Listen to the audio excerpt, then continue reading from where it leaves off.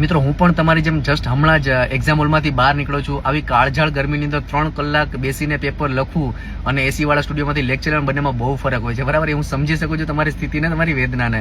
પણ મિત્રો આટલી ગરમી વચ્ચે પણ આમ કહેવાય ને હૈયામાં ટાઢક લાગે છે કે એઝ અ ટીચર કે ફેકલ્ટી જ્યારે આપણે ભણાવતા હોય ને એમાંથી બેઠા પ્રશ્ન આવે ને ત્યારે આપણને આનંદ થાય કે ના સરસ, ચલો વિદ્યાર્થીઓએ જે મને મેગા લેક્ચરમાં 9 કલાક આપ્યા હતા, બરાબર, એને મેં એક્ઝામની અંદર એને માર્ક્સમાં કન્વર્ટ કરીને તમને રિટર્ન કરી દીધા છે.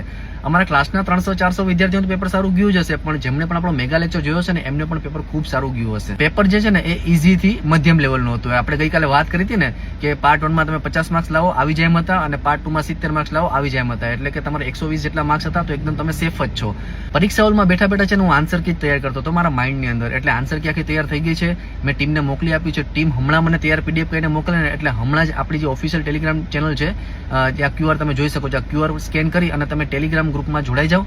ત્યાં તમને હમણાં જ અડધી કલાકની અંદર જે છે આની આન્સર કી જે હું મૂકી દઉં છું. અને હવે મેન્સ માટે શું કરવું હે ને, હવે આવનાર દિવસોમાં આપણી મેન્સની સ્ટ્રેટેજી શું હોવી જોઈએ એના માટે અને મેરિટ કેટલું અટકશું એના માટે આપણે આવતીકાલે રાત્રે 9 વાગે આપણી ઓફિશિયલ યુટ્યુબ ચેનલ પર મળીએ છીએ. ઓકે, તો જે પણ મિત્રોએ ટાટ HS ની પરીક્ષા આપી હોય અથવા ટેટ ટાટની તૈયારી કરતા હોય એમના સુધી આ રીલને ખાસ શેર કરી દેજો. અને હજી સુધી તમે આપણા ઇન્સ્ટાગ્રામ પેજને ફોલો ના કર્યું ને તો ફોલો કરી દેજો. Okay, thank you.